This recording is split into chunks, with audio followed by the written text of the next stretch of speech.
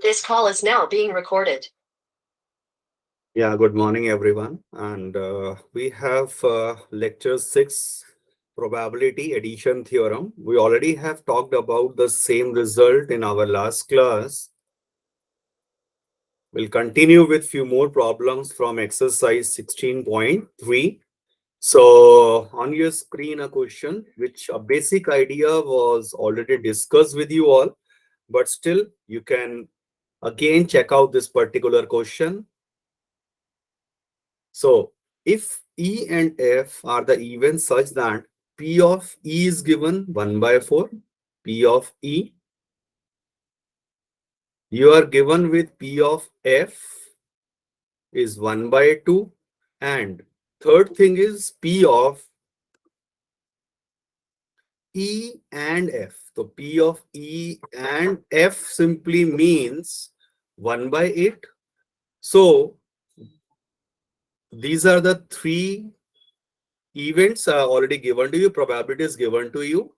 So we need to find first part P of E or F. So P of E or F. Wait for a second.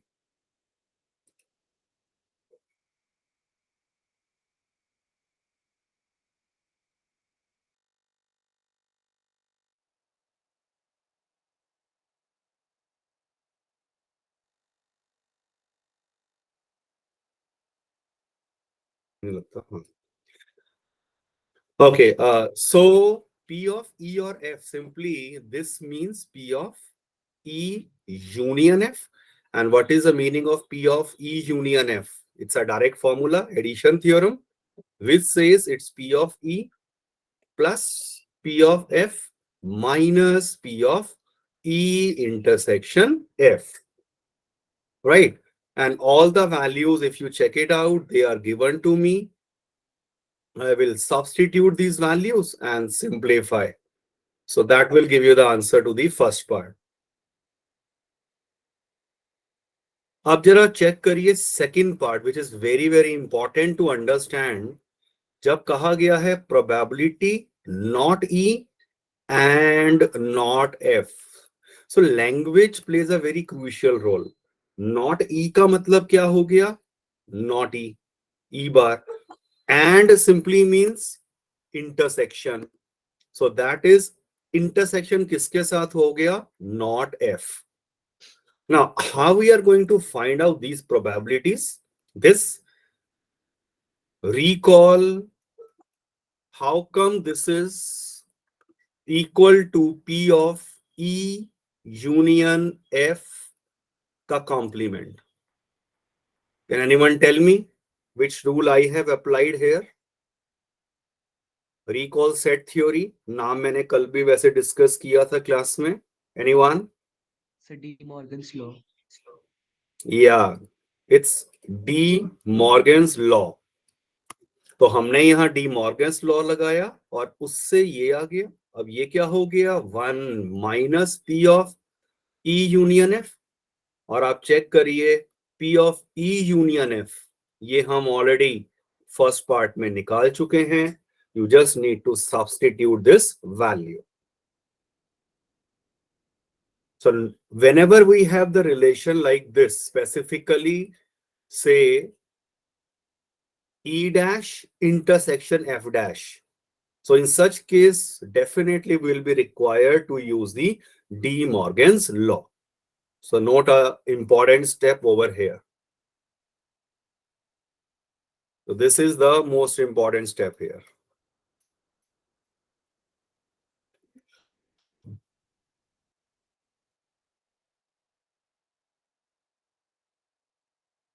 This is the same question.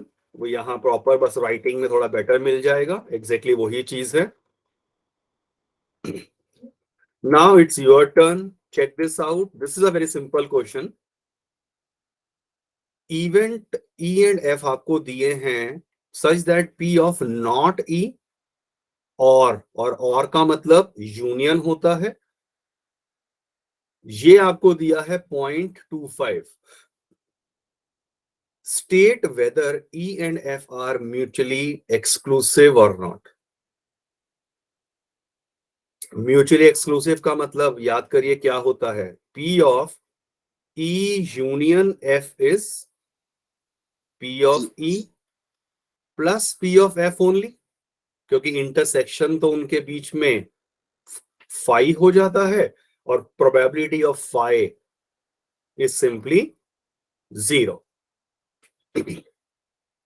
तो ये rule यहां valid है या नहीं है, check करते हैं। चलिए, what is this, again De Morgan law से क्या लिख सकते हैं इसे, P of E intersection F का कॉम्प्लीमेंट, और ये आपको गिवन है इसके इक्वल, डी मॉर्गन लॉ लगा दिया, और ये क्या हो गया, 1 minus P of E intersection F। In other word, P of E intersection F मेरे पास आ गया 0.75. So what's the answer? Are they mutually exclusive or not? No, sir. Clearly no. Since this is not equal to 0, this implies E and F are not mutually exclusive.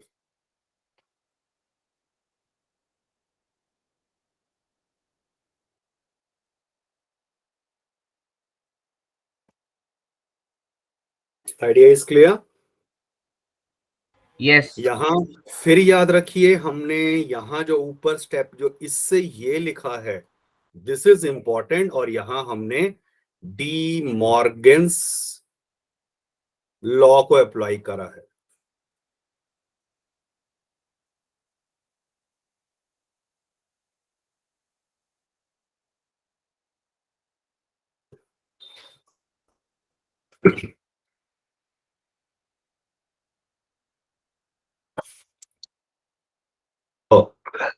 Check out this question. Hint हम इसका भी ले चुके थे, but एक बार फिर से इसको क्विकली अब आप ट्राई करके देखिए। First and second part of course they are very obvious. आपको क्या क्या गिवन है एक बार वो देख लेते हैं। P of A 0.42, P of B 0.48, P of A and B intersection हो गया 0.16। तो ये सब तो मुझे गिवन है, और अब हमें करना क्या है, we need to find first part P of not A। Not A का मतलब तो simply P of A dash हो गया, 1 minus P of A। P of A ऊपर मुझे गिवन था, my answer. Same way second part हो जाएगा, और third part P of A और B। और का मतलब पता है मैथमेटिकली यूनियन हो जाता है, और ये फिर से मेरा एक डायरेक्ट फार्मूला आ गया, एडिशन थ्योरम ऑफ प्रोबेबिलिटी। तो रिपीटेडली इसी की एप्लीकेशन ही तो हम देख रहे हैं। आप चेक कर सकते हैं, all the values are already given to me in the question. बस अब आपको वो सब्स्टिट्यूट करना है एंड सिंप्लीफाई। सो डेसिमल की कैलकुलेशन में कोई गलती मत कर देना। It's a very basic type of a problem wherein a direct formula is being applied.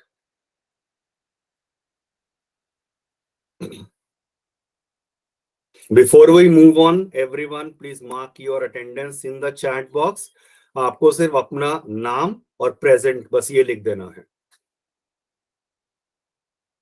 Everyone in a chat box एक बार लिखिए। I'm just checking this out at the same time. Vikhyat present, okay. Anshu ठीक है, Harshita okay, Dhruv present ठीक है, Priyanshu okay, Muskan, Soham, Pranav, Shubhi, Bhaskar, Anoop Kumar Yadav ठीक है, Tanisha, Vaibhav Chauhan,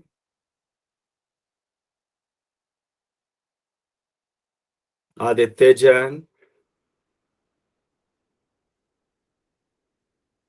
number of students are more but attendance कम की आई है, अभी मैं देख रहा हूँ। ओके, शौर्य ठीक। Let's move on. ये इसी का सॉल्यूशन दिया है, आप चेक करिए। यहां पर मैंने एक एक्स्ट्रा ये फॉर्मूला बता दिया है इस पेज के ऊपर। Look at this formula, P of A minus B। और ये कल मैं वैसे बता चुका हूं, P of A minus P of A intersection B हो जाता है। इसी तरह से मान लो P of B minus A अगर मुझे लिखना है, so apply the simple logic, I have interchanged A and B, तो A की जगह B कर दो, तो यहां क्या आ जाएगा, B इंटरसेक्शन है। और हमें पता है A इंटरसेक्शन B कहूं या B इंटरसेक्शन है, वो तो एक ही बात होती है। तो ये इसका फार्मूला आपके पास आ जाएगा। So please make a note of this, another very important formula. 12th में भी हम इसका यूज करने वाले हैं।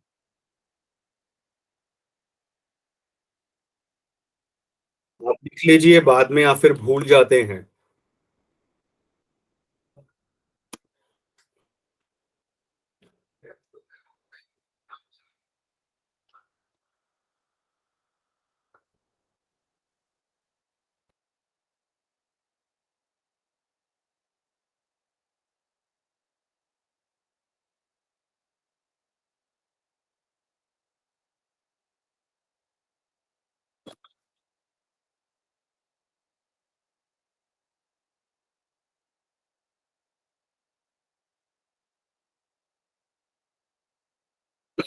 Okay, check out this question. अब हम सिंपल वर्ड प्रॉब्लम्स पे फोकस कर रहे हैं। अगेन रिकॉल, जैसे हमने सेट थ्योरी में देखा था ना, वर्ड प्रॉब्लम्स आई थी। यहां पर अब इसी तरह से प्रोबेबिलिटी में भी सिंपल एडिशन थ्योरम और प्रोबेबिलिटी बेस्ड वर्ड प्रॉब्लम है, पढ़ के देखिए। I am waiting.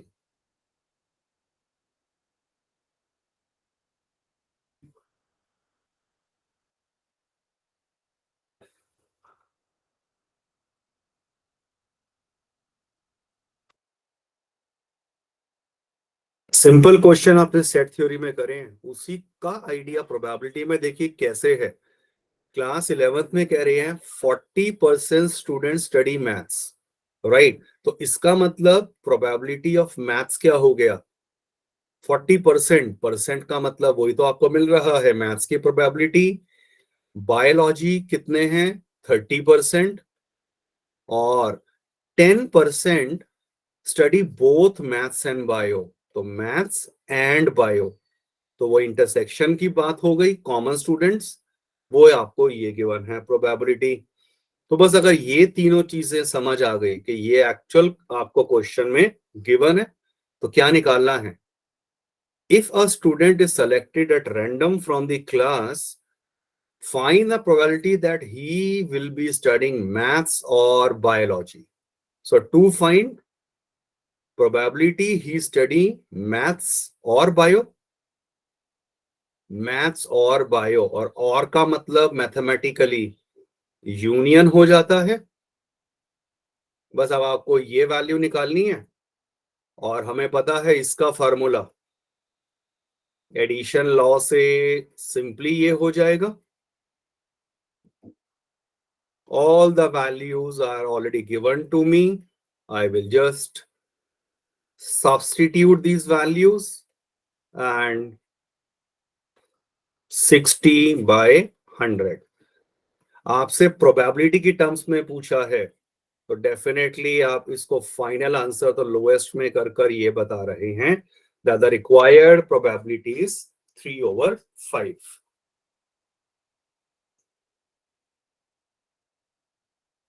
Same question में अगर लिखा होता find the percentage of students who are studying maths और बायो, तब आपका आंसर 3/5 नहीं बोलते, परसेंटेज पूछते, तो वो 60% है। वो आंसर आपका यहां से आता 60%। So read the end understand the problem carefully. Probability पूछी है, नॉट दैट परसेंटेज की फॉर्म में answer. I hope this is clear.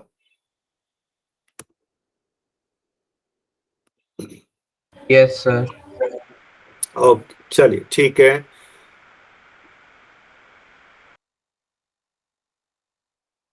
check out a very similar question. Again, I'm waiting. एक बार पढ़ के देखिए ध्यान से.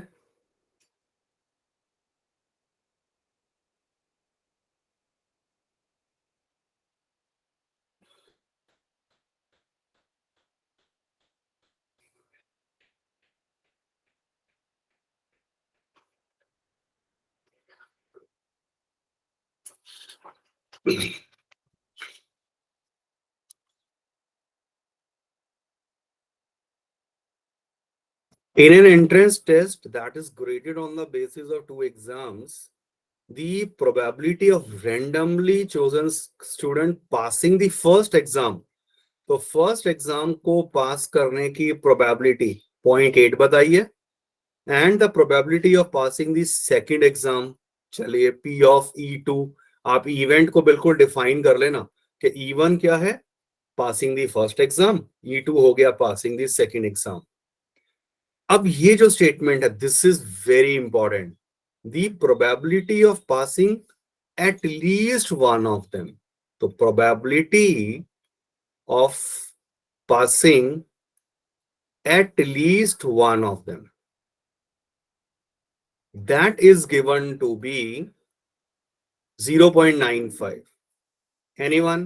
ये एक्चुअल में हमें क्या गिवन है? इस स्टेटमेंट का मतलब क्या होता है? At least one of them, कम से कम एक होना चाहिए, मतलब या E1 है या E2 है. तो क्या आएगा इनके बीच में? सोचिए बताइए. It's union. एटलीस्ट का मतलब एक कॉमन अप्लाई करिए, कॉमन सेंस एंड लॉजिक, ये यूनियन को रेफर कर रहा है. बस अगर ये लिखा गया उसके बाद तो मुझे इसका फार्मूला तो पता है लॉ ऑफ एडिशन से, P of E1 plus P of E2 minus P of E1 intersection E2, और ये गिवन है 0.95. आपको P ऑफ E1 की वैल्यू पता है, P of E2 is also given. Just replace those values, and when I rearrange, so P of E1 intersection E2 कितना आ गया? 0.8 plus 0.7 minus 0.95. ये तो आ गया P of E1 intersection E2.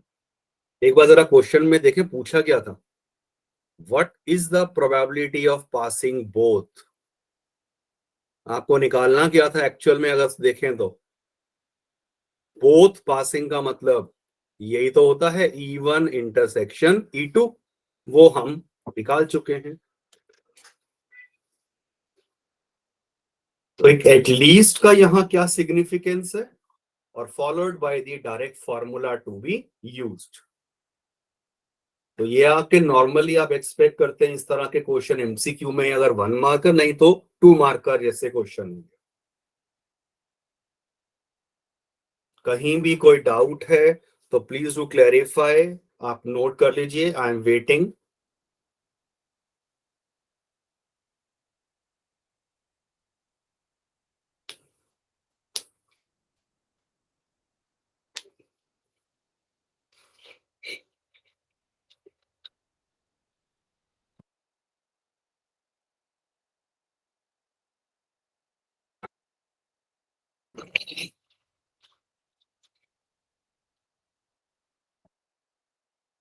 Any doubt to anyone? Please do let me know. No, sir.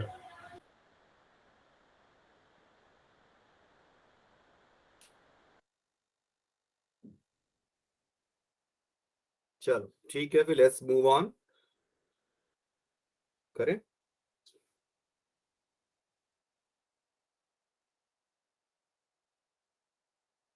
Again, another similar question.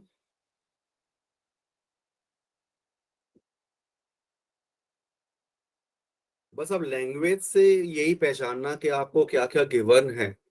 The probability that a student will pass the final examination in both English and Hindi. आप इसका मतलब समझिए क्या कहा गया है.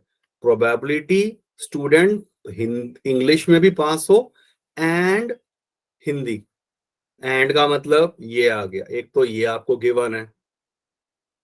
Second thing, and the probability of passing neither is 0.01। neither का मतलब क्या हो गया, इंग्लिश में भी फेल हो गया एंड हिंदी में भी फेल हो गया। और यही इसमें सबसे इंपॉर्टेंट स्टेप है सोचना। पासिंग नीदर मतलब दोनों ही सब्जेक्ट में स्टूडेंट इज फेलिंग, तो इंग्लिश में भी फेल हो गया, वो ई डैश हो गया, एंड हिंदी में भी फेल हो गया तो वो एच डैश हो गया। तो आपको ये चीज गिवन है। थर्ड थिंग क्या गिवन है, if the probability of passing in English is 0.75, तो सिंपली आपको पी ऑफ ई गिवन था 0.75। तो ये तीन चीजें एक्चुअली मुझे क्वेश्चन में गिवन है। पूछा क्या है, to find what is the probability of passing the Hindi examination। तो एडिशन थ्योरम ऑफ प्रोबेबिलिटी लगनी है अल्टीमेटली, बट इसमें हम स्टार्ट कैसे करेंगे ये एक बार थोड़ा लॉजिक लगाइए, और मैं इसे पिक करता हूं। ये आपको गिवन है 0.1, ये वाला स्टेप डी मॉर्गन्स लॉ से सोच के देखिए ये क्या लिखा जाएगा, ई यूनियन एच, और इस पूरे का कॉम्प्लीमेंट हो जाएगा। Again very important application of De Morgan's law आ गई यहां। सो इसमें मैंने अप्लाई करा है डी मॉर्गन्स लॉ, और ये कितना हो गया, 1 minus P of E union H.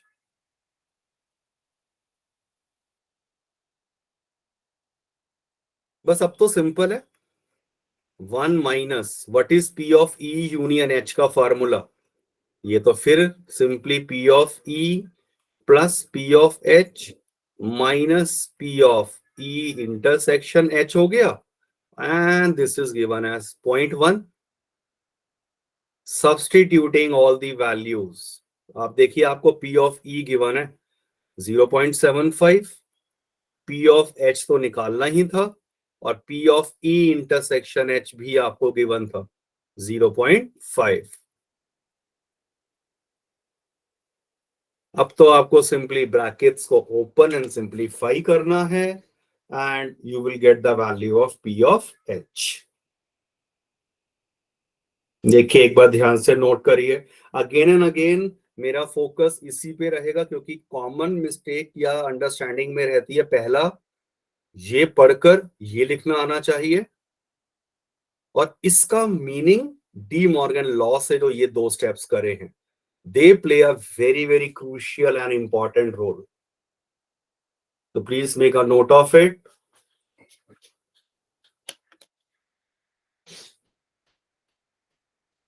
पढ़िए एक बार ध्यान से,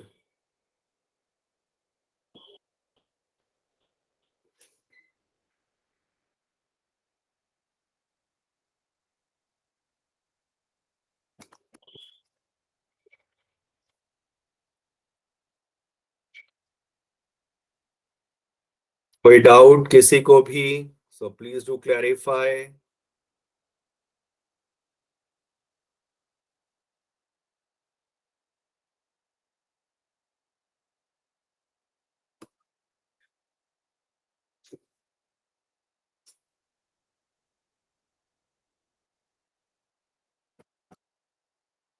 So shall we move on? Yes, sir. Yes, sir. एक दो के ही हमेशा जवाब आते हैं, विख्यात, सोहम। Yes, sir. चल ठीक है, लेट्स मूव ऑन। ओके मुस्कान, ये तो वही क्वेश्चन है, बस वही मैंने यहाँ लिख के दिखाया है अलग से।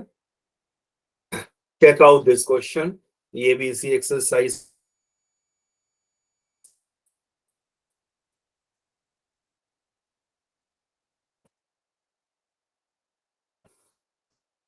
In a class of 60 students, 30 opted for NCC, 32 opted for NSS, and 24 opted for both NCC and NSS. तो सबसे पहली बात, एक तो N में लिखूंगा नहीं क्योंकि ये दोनों NCC भी है और NSS भी है, तो हम इसके लिए ना एक इजी वे कर लेते हैं. सो इवेंट मैं ले लेता हूं E1 student opted NCC and E2 ले लिया स्टूडेंट opted NSS. तो अब जरा शुरू करते हैं, आपको क्या क्या चीजें यहां गिवन है. What is the P of E1? Anyone? कितना है P ऑफ E1?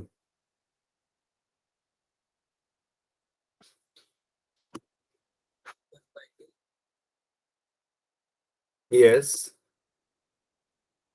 बहुत सिंपल है.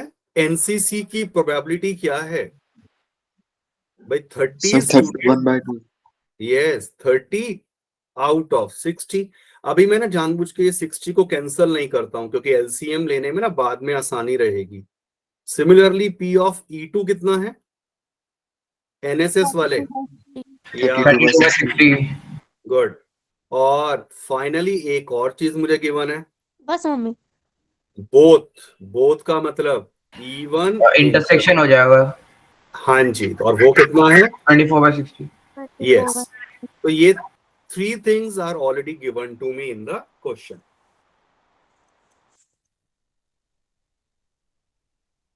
अब आगे पढ़ते हैं, क्या कह रहे हैं. If one of these students is selected at random, find the probability. So let's begin with the first part. Student opted NCC or NSS? Union हो जाएगा. यूनियन हो जाएगा, सिंपल है ये तो. और ये होता है आपका direct formula, P of E1 plus P of E2 minus P of E1 intersection E2. All the values आप पढ़ लीजिए, आपको गिवन है. और रीजन समझ आ गया होगा मैंने इसको कैंसल क्यों नहीं करा था 60 से. सो दैट एलसीएम लेना मेरे लिए डायरेक्ट हो गया ना, कैलकुलेशन थोड़ी इजी हो गई. Simply 30 plus 32 minus 24. Solve it. Your answer.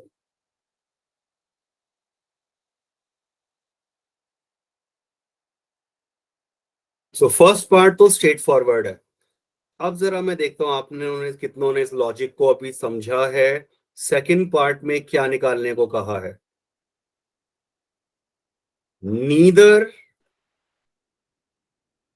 NCC माने E1 हो गया, नॉर E2. क्या हो गया इसका मतलब? सर 1 माइनस यूनियन हो जाएगा. थोड़ा सा लॉजिक लगाओ. Isn't it? सर कॉम्प्लीमेंट लग जाएगा. हाँ, neither E1 nor E2. Nor E2. ये और ये किसके इक्वल हो गया? डी मॉर्गन्स लॉ लगेगा. E1 यूनियन E2 का इसका कॉम्प्लीमेंट, और ये है 1 minus P of E1 union E2. ये वैल्यू आप ऊपर निकाल चुके हैं. तो सिंपली 1 माइनस होना था फर्स्ट वैल्यू इस वाली वैल्यू का, पर क्यों होना है एक बार उसको फिर ध्यान से देख लीजिए.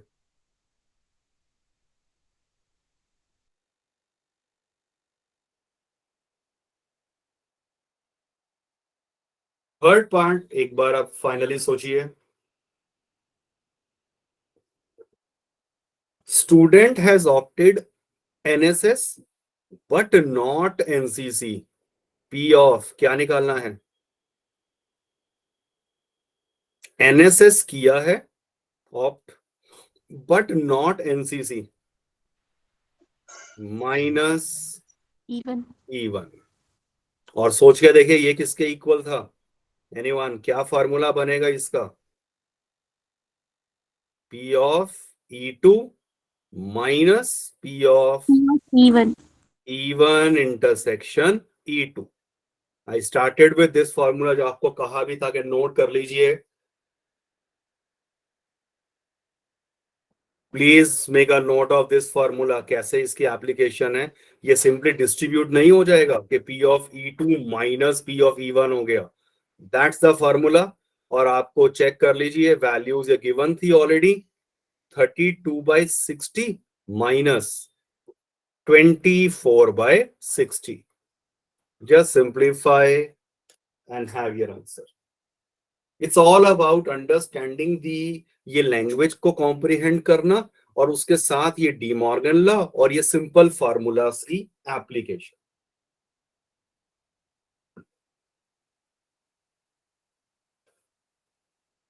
थर्ड वन में कहीं डाउट है, एक बार देख लीजिए फार्मूला, वो आप रिलेट कर पा रहे हैं.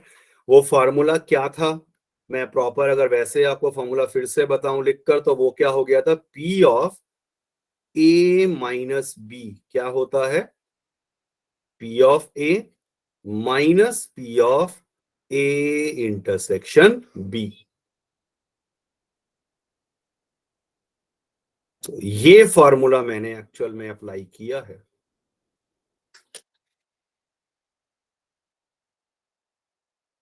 बस एक ही जगह E2 कर दो and replace B by E1.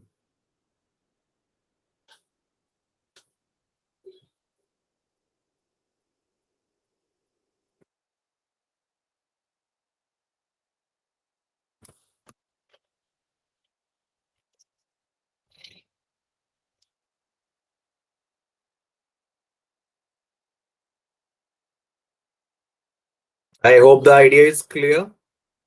Yes, sir.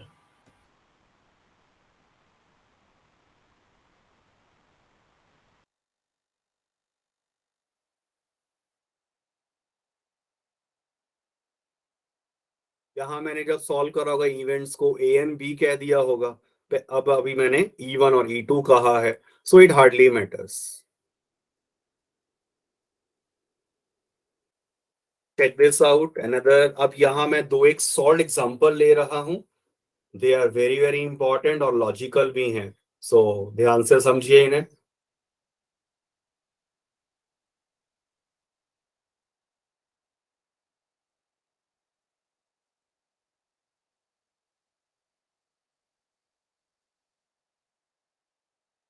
Two students, Anil and Ashima, appeared in the examination. The probability that Anil will qualify the exam 0.05 and Ashima will qualify the exam 0.10. दोनों की success probability आपको given है. The probability that both will qualify the exam 0.02, वो भी बता दिया. Both का मतलब इंटरसेक्शन हो गया. बस उसके बाद कुछ पार्ट्स पूछे हैं. अगेन क्योंकि नाम देखो, ये भी ए से शुरू है, ये भी ए से है, तो मैं P ऑफ ए वगैरह नहीं यूज करूंगा. तो हम कह देते हैं कि इवेंट E1 क्या है, अनिल पासिस द एग्जाम, और E2 मैंने क्या मान लिया, आशिमा पासिस द एग्जाम. तो अब हम देखते हैं हमें क्या क्या चीजें गिवन है.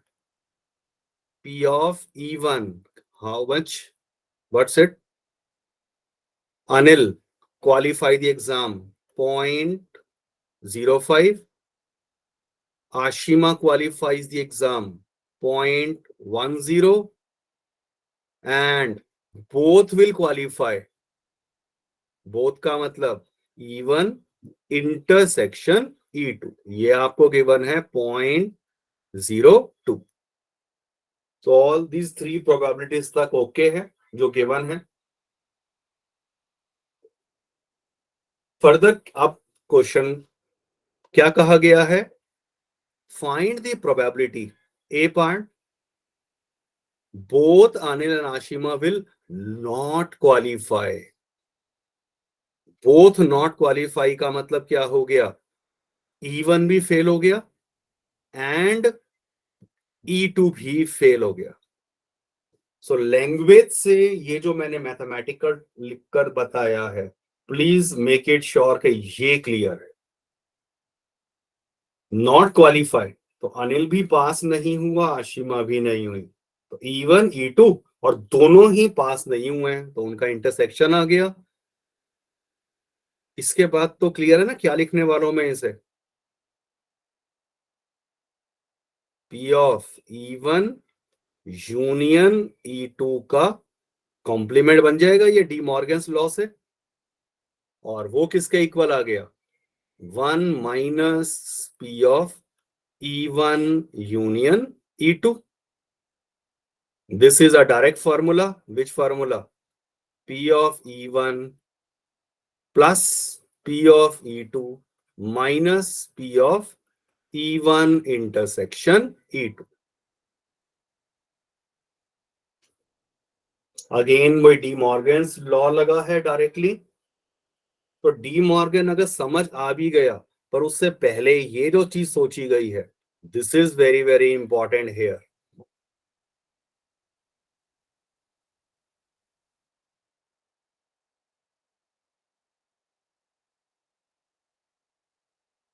सो यहां पर तब आप चेक करिए, सारी वैल्यूज तो मुझे क्वेश्चन में गिवन थी, यहीं से मैं लिख रहा हूं। I will just copy all these values and simplify। Again decimal की कैलकुलेशन में गलती मत कर देना, बहुत ध्यान से।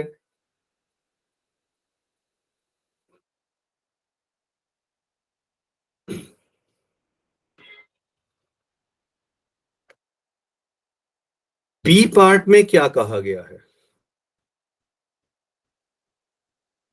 At least one of them will not qualify the exam। Probability at least one of them not qualify the exam। Yes, सोच के देखिए इसका मतलब क्या हुआ।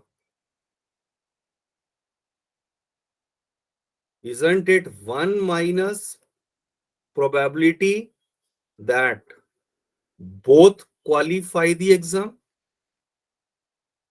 Think logically। सर वहां क्या यूनियन यूज होगा। 1, हाँ एक मिनट, कहां पे यूनियन मतलब? Sir 1 minus E1 union E2।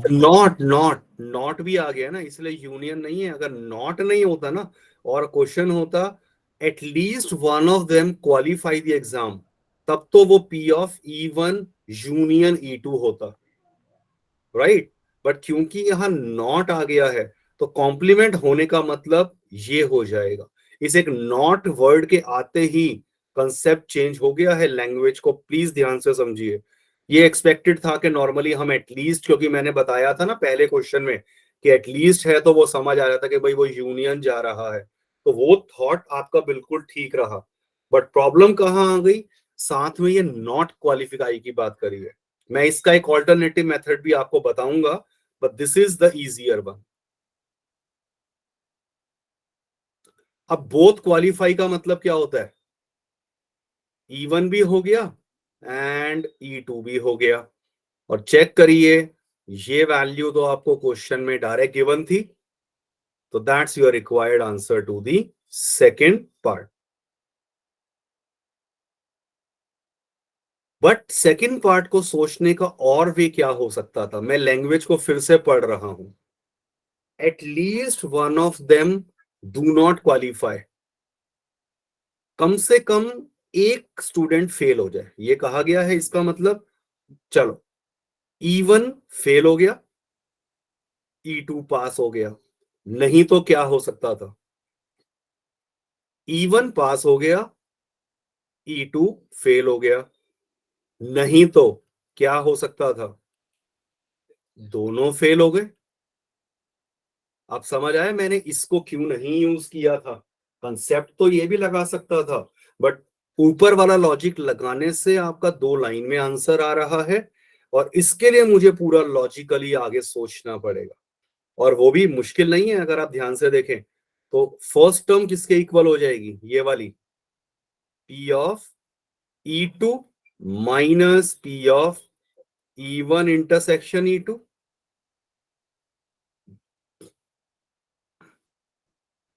याद आ गया कौन सा फॉर्मूला? अगेन मैंने ये वाला फॉर्मूला लगाया है, ये नीचे जो रेड कलर से हाईलाइटेड है,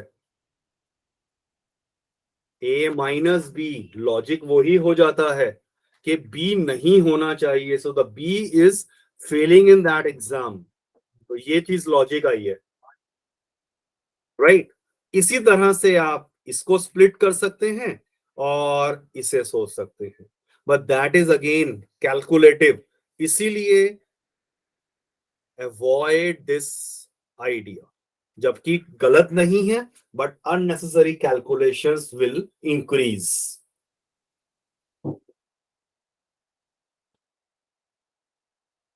what about the last part, C part? पढ़ के देखिए, only one of them will qualify. क्या मतलब हो गया? E1 पास हो गया, E2 नहीं हुआ, माइनस कर दो या ये कह दो इंटरसेक्शन E2 हो रहा है। बात एक ही है, E1 पास हो गया, only one of them will qualify कहा है ना, तो E1 पास है, E2 नहीं हुआ। या क्या हो सकता था, E1 फेल हो गया एंड E2 पास हो गया। और इसे फिर आप उसी फॉर्मूला से क्या लिख सकते हैं, P of E1 minus P of E1 intersection E2। ये फर्स्ट वाला हो गया, और सेकंड वाला क्या स्प्लिट होगा, P of E2 minus P of E1 intersection E2। बस इसके बाद तो आपको वैल्यूज सारी गिवन थी, सब्स्टिट्यूट कर देंगे एंड सिंप्लीफाई। तो ए पार्ट तो इसका स्ट्रेट फॉरवर्ड, वैसे मैं अगर मानूं, अगर डी मॉर्गन्स एटलीस्ट अगर आपको समझ आ गया है, नहीं तो तीनों पार्ट इसके बहुत लॉजिकल है। तो एग्जाम में नॉर्मली ऐसे क्वेश्चंस आप एक्सपेक्ट करते हैं, जस्ट दैट कि जो वैल्यूज दिया है ना प्रोबेबिलिटी, भाई 0.05 की जगह 0.06 कर दिया, 0.10 का 0.2 कर दिया, बाकी आइडिया और कॉन्सेप्ट सिमिलर रहा। तो please make it sure that this question is clear to all of you. सारे ही करने हैं clear, but this is another very important type of a problem.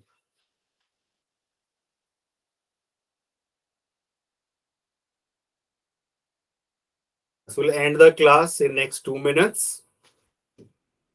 Note कर लीजिए आप सभी इसे। नेक्स्ट पे शायद मैंने राइटिंग बस थोड़ा सा बेटर होगा, बाकी बात एक ही है।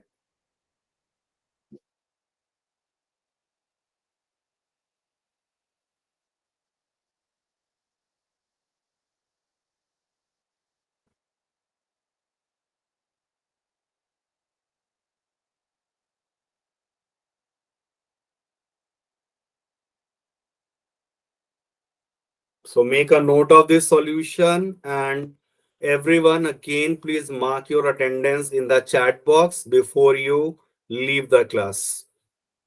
So यहीं तक मैं रख रहा हूं, एक बार आप फिर से अपनी अटेंडेंस मार्क करेंगे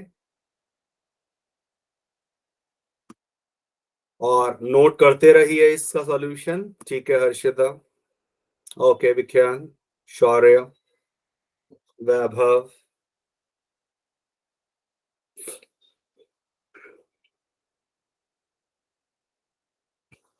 प्रियांशु, ओके, अंशु, ठीक है, तनीषा, अनूप, राइट, मुस्कान, ठीक है, सोहम, आदित्य जैन, वैभव, ओके, अबीर, ओके,